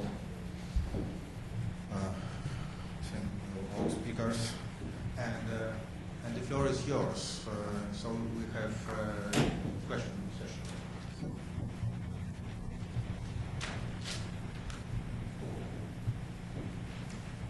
Yeah, please. But take the microphone. One of those. Okay, so I'll have one question to Minister Adamovich, in fact. You said about the need for the demand management, and as far as I understood, not only in the European context, but in the global context. And I wanted to ask how you imagine doing this, taking into account also what Mr. Bartuszka said, and taking into account the economical growth of all developing countries like China, Brazil, India, and their very low consumption per head, per capita at the moment, and foreseeable economic growth in the future. How you imagine lowering or even stopping the growth of the energy consumption in those countries? All right. I would propose that speakers would answer immediately, right away, because it will be more interesting for us. Well, thank you for this question. I think I have to split the question in two parts. The first part is what are you able to do alone, for example, to reduce the demand and energy side. This is very important, and we have, for example, since several years, a successful national strategy. For example, our discussions with the German car industry since the oil price shock since '73. We were in permanent discussions with them. What are the technological issues, for example, to reduce the demand of gas in the cars? And it was very successful. I remember in 1973 I had a Beagle. Personally, it was my first car. And with a demand 14 liters gas on 100 kilometers. Now I'm a grandfather and I drive a Mercedes E-Class diesel with 170 horsepower. My Beagle had 30 horsepower in 1973. And I had a demand for 7 liters, 7.5 liters per 100 kilometers. And these are the consequences, for example, consequent discussions between political side and the industry and research and development, for example, what is to do, for example, to reduce the demand. Second point. In the last autumn, I bought a new heating system. This solar system for my house. Before I had oil heating, and I invested around about 20,000 euros at all, and I got subsidies, 5,000 euro subsidies for the government for that, and the reduced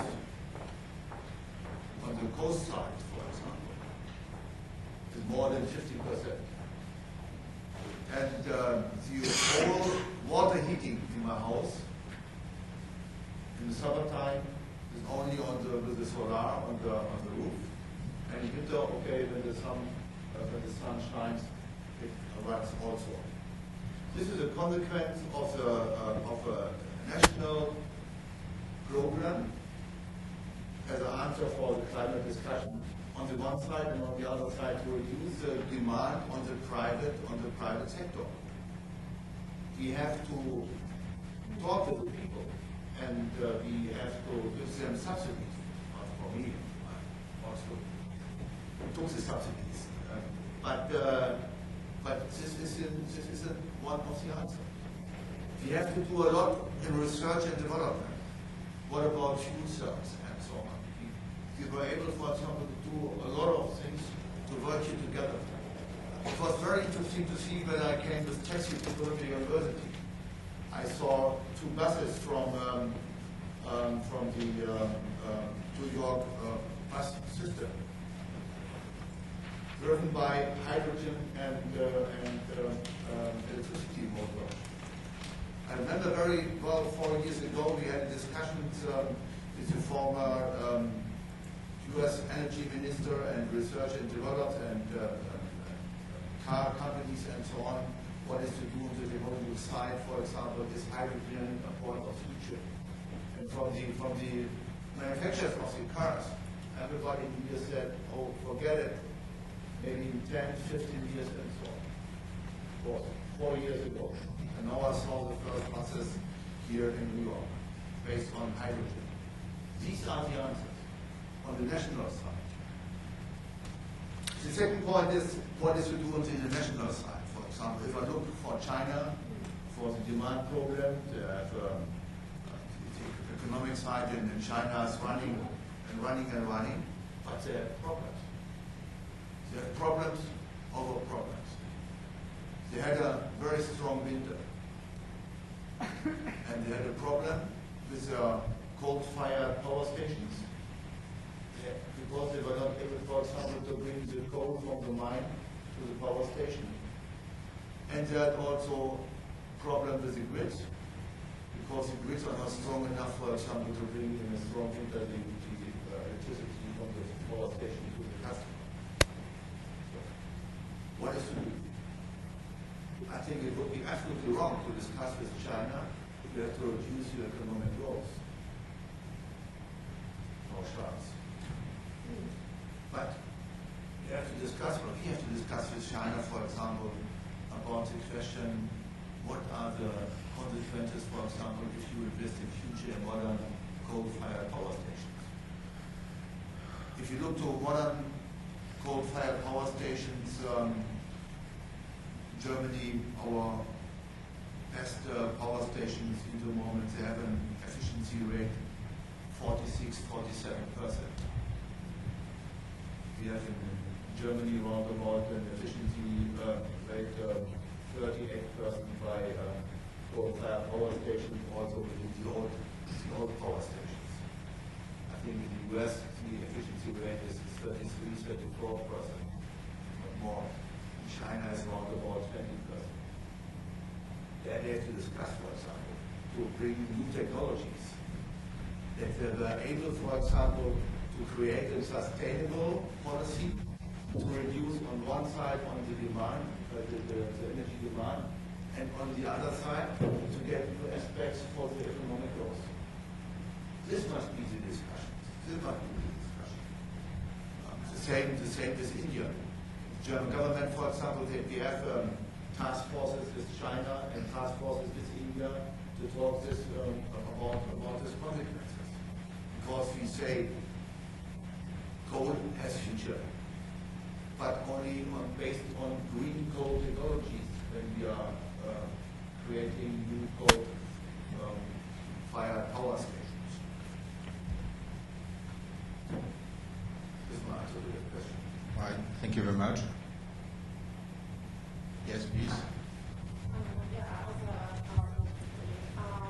When we're talking about Russia, it seems like the Russia is worried about Russia and if the other two speakers were, and we're actually comparing it to basically saying that European or Western companies are allowed to invest in Russia while Russia isn't allowed to invest in Europe. But it just seems to me that Russia has more of a sort of strategic point to buy up like all the to increase its influence in the area. So how much do you think Germany would be worried about Russia and the economy? Well, thank you for this question. I think it's very interesting, for example, to look in the history of Russia in the last 18 years. The first 5–6 years in Russia after the end of the Soviet communism was that Russia lost their performance as a state on the one side, and also they had no economy. They had no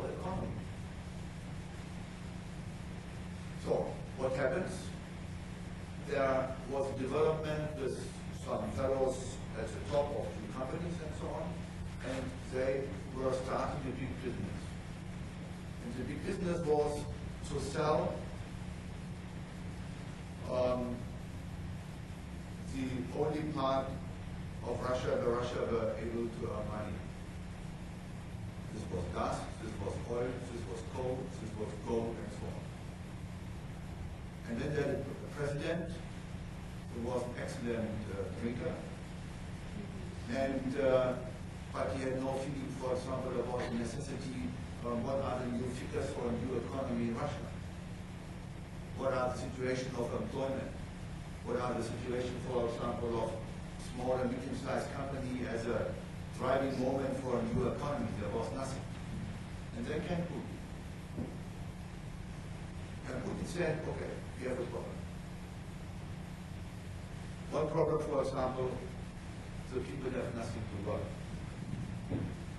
Second problem, the problem up to today. 50% of the Russian population needs in the winter subsidies, for example, to be able to pay their heating. 50% of the population of Russia needs in the winter time state subsidies, for example, to be able to pay their heating costs. So, and the only thing Putin has was a configuration of a company called Gazprom. And then he said, if Gazprom also goes away from the market and foreigners came and they produce the oil and the gas and makes them all different than that, there's nothing better for Russia. And this was a strategy for Putin based also on oil context and so on, to take Gazprom as an element to earn money. And this is absolutely okay. It's absolutely okay. He has oil, he has gas, he invites foreign investors, for example, to invest in Russia. On the energy side, it's absolutely necessary for these investments, for example, that Russia will take part at the energy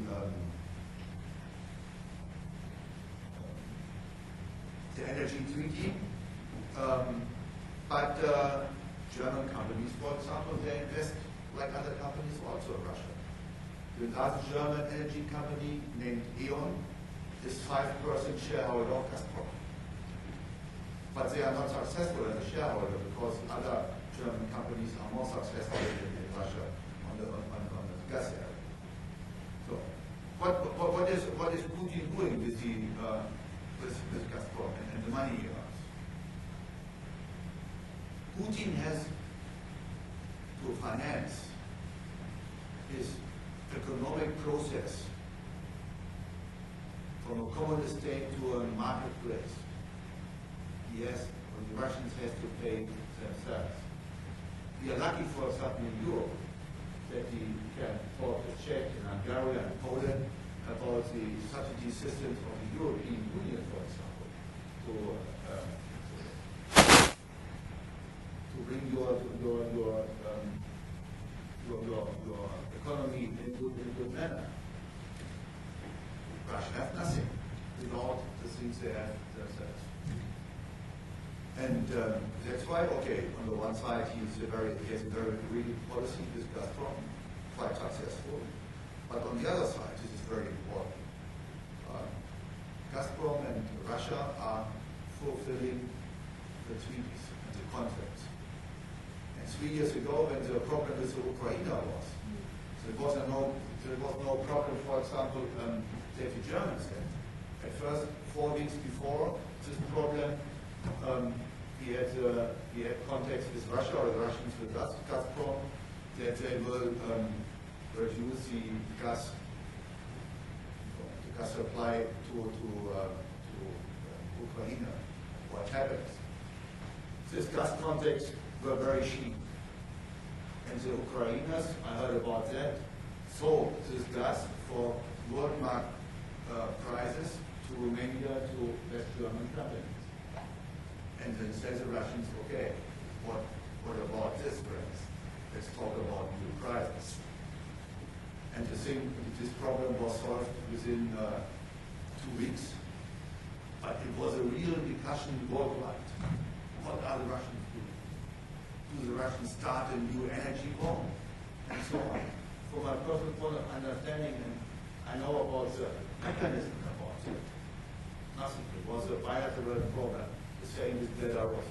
The moment I read in the newspapers here in Germany, you have also a problem with crude oil and so on. But these things are solved in 2 weeks. And look, for example, in the US, to your neighbor in Venezuela, in which way he is handling such problems. Yeah, the Russians are very, very friendly if I look to this colleague to Venezuela. But if you talk about energy security, you have also to see, for example, where is your security idea in your country themselves. In Germany, for example, we have a reserve situation around about 110 days. We have a gas reserve. This is organized by private companies, but based on a law that the private companies have a reserve situation in storage situations for 110 days for oil and for gas. And the cost for the storage system pays the customer. There's some cents a year. And this runs quite well. And we had the same problem when the Russian-Ukraine problem was, and the power, the pressure in the tubes went down. We took the gas from ourselves. We had no problem. And the problem between Russia and Ukraine was solved in 2 weeks and so on. I would say it's very important, for example, to discuss with the Russians very rough. They understand the rough discussions, and also they want to hear rough arguments, and they are also very hard and very rough discussion partners. And this is a base, and this runs quite well. If I may comment briefly, because I agree 100% with what you said, analyzing the Russian policy, and also I agree with the last sentence that to discuss with them, sometimes one needs even to be rude, and they understand it. But to do it, you must be independent. You must be independent in your acting. You must have alternatives. If not, you are totally dependent. You are unable to discuss with them. Your question. Thank you. I think my question is going back to what you said kind of 2 points. One is that the conversation about Russia and with regard to energy security, it's very much a politicized discussion. When I hear people talk about it, it seems like there's like this sort of Russia's actions have very much a political overtone. That's not to say that there hasn't been instances, especially with the Druzhba pipeline, that has been the case.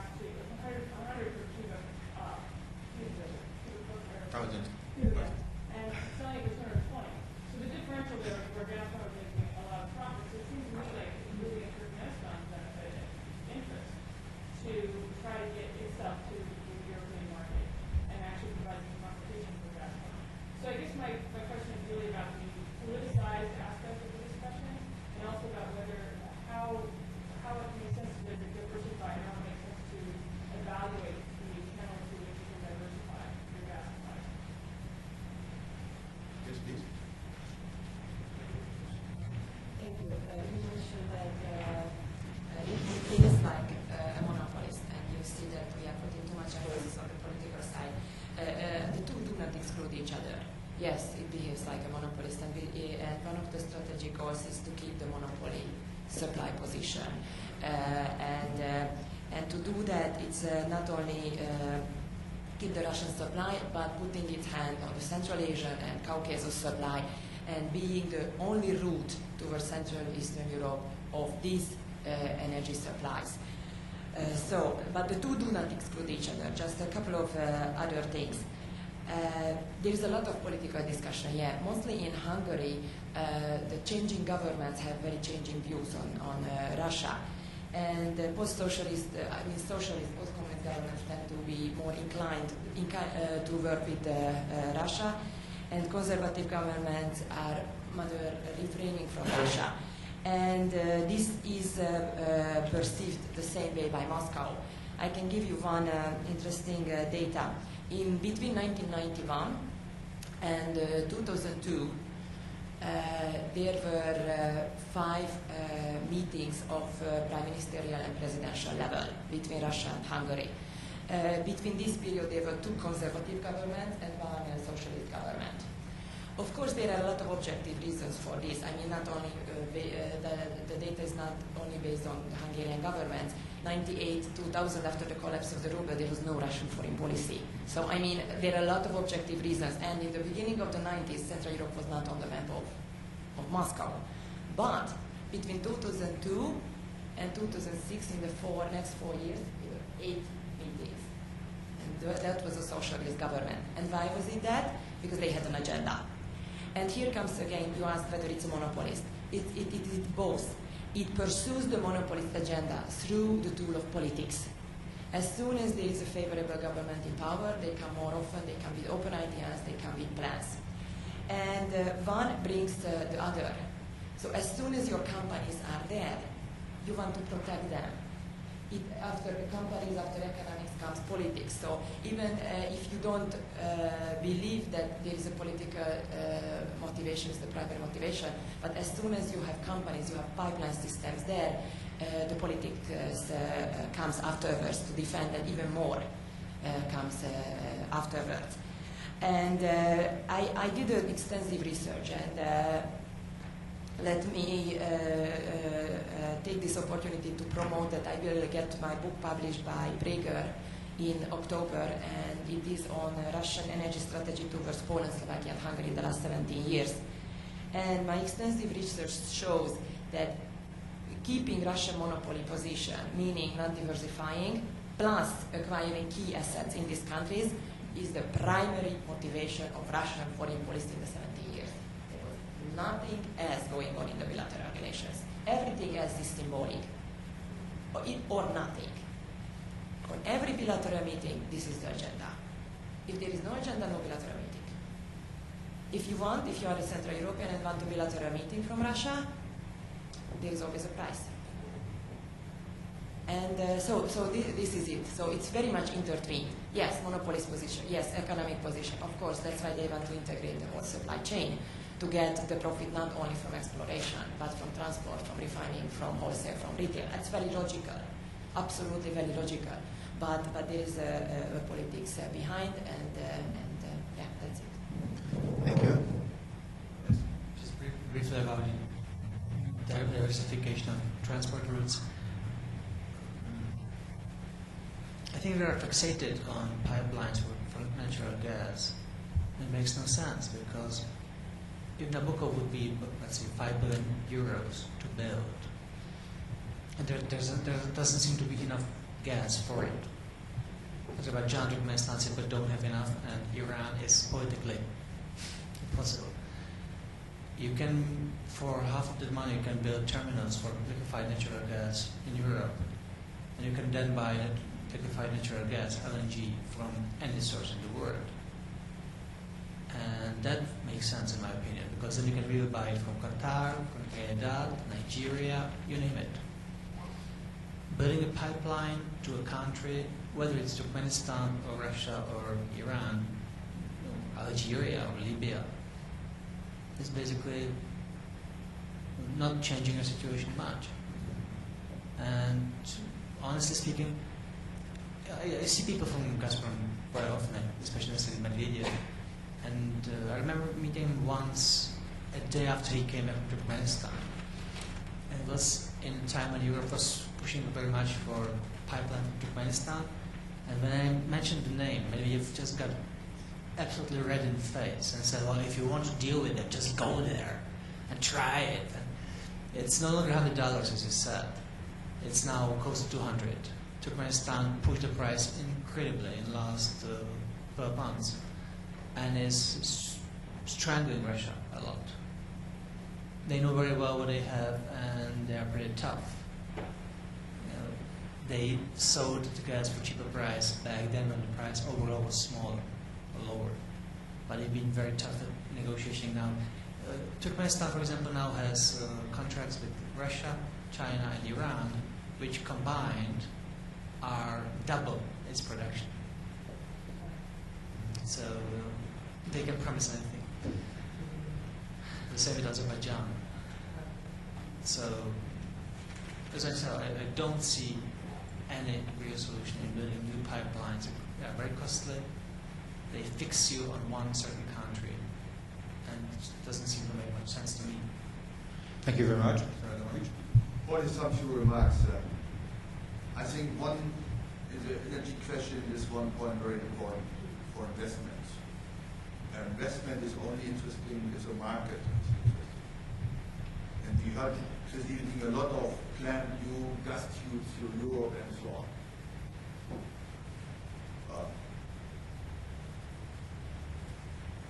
This makes private investment necessary. And this private investment will only come if the political frameworks are okay and if the market at the end of the tube of the pipeline is okay. No state-owned company, for example, is able to start such investment like the Baltic Sea pipeline or Nabucco or Nord Stream or so on. Okay, without the part of Gazprom in Russia itself. And sometimes in the political discussions we forget this main question. For example, we talk about energy. We are talking about private investment. We are talking about functional market and so on. And we have no sense for the question, what is the task and the job of the political side and what is the job of the private side. In Germany, we have no private energy companies. We have only private energy companies. The largest E.ON is owned, is worldwide listed, and so on, and the greatest part of the ownership of E.ON is US shareholder. That's global. Gazprom, for example, has some investments in Germany. It runs quite well. Nobody is talking about it. And the German investments in Russia runs also quite well. Last point, LNG. I think LNG in the gas area is one of the future questions. But we have two problem areas to discuss. The one area is the security area. The situation on the security situation on the sea becomes more and more unstable. And for example, if you buy, or somewhere buys LNG in Qatar and has to maybe to bring the ships to Jeddah or so on, Strait of Malacca and all not so easy. In Germany, for example, we know that the German army, for example, thinks about this security systems, these new ship types and so on, to protect the trade situation on the sea. Very volatile. Very volatile. Political and military side. This is one point. The other point is to do something more with the US market. In Norway, the Norwegians are looking to new gas fields, the so-called new areas. These are north of Norway. A lot of investment, but a lot of gas. Expensive and so on. But US companies, they saw the challenge for them and they are building in Lofoten the first LNG terminals. And the chance for Europe, for example, to start a discussion with our friends, our neighbors in Europe about the new Norwegian gas fields has gone because the American market was first. This has nothing to do with politics. This has nothing to do with treaties between companies and so on. It has only to do to look for your chance, to look for your market, and one is a return on investment. And all the projects I heard from my colleagues, they are projects for the future. We have no Nabucco now. We have no Baltic Sea pipeline. We have no Gulf Stream, and so on. We have a lot of ideas and so on, and we have sometimes too much political ideas in these things. Nabucco is the European Commission is very proud for they say Nabucco is a European idea. Then the Austrian says it was our idea. Now we have partners on will come and so on. But neither the Commission, neither the Austrians and other governments were talking about that this investment has to be financed, private. And if in Europe is no market, then you can earn money with gas. No chance for Nabucco, no chance for Baltic Sea pipeline, and so on. Too much politics and too less economy. This is our problem with politics. All right, thank you. Yes, please. I agree with you as far as there's too much politics. It seemed to me I was totally shocked when the chancellor went to work for gas. Could not believe it. No, yeah. Wait, I haven't finished yet, okay? In addition to which, I agree that Putin, who is the ex-KGB and HMB, has used all kinds of contacts to make arrangements with Germany. In many respects, there's bad enough, and Russia is bad enough everything related to their industry in various countries. So my question is, were you just as surprised as I was that the chancellor went to work for Gazprom? All right. I heard about that the ministers or secretary of state and the American president, they earn not much money. And the job is then to think, for example, if they are retired, and then they are writing books and make discussions and so on, and then they start to earn money. In Germany, we have a similar same system. The German politicians are not so good paid like a man from the industrial area and so on. Now what happens? There's the North, this Baltic Sea pipeline idea, and there are 4 shareholders. So the Russian company Gazprom, the German company, the Netherlands company, and the 4th one, I forgot it at the moment. Second German company. Second German company. Good, thank you. And they have a supervisory board. And this supervisory board is situated in Switzerland. And then they decided that Mr. Schröder became the chef of this supervisory board of this company. He's not in the management of the company and so on. This is a difference. And well, he's a political, he has finished his political life, and now he starts to earn a little bit money. I say, why not? It's very easy. The other question I think is more interesting. This is a question in Europe, I think, what are the frameworks for economic and political discussions with Russia? We from the German side and also from the side of the European Commissions, we want on the one hand to give the Russian assistance to establish the functional market, industrial market, the energy dialogue. I was in former times, before I started my political career, I was officer in the German army.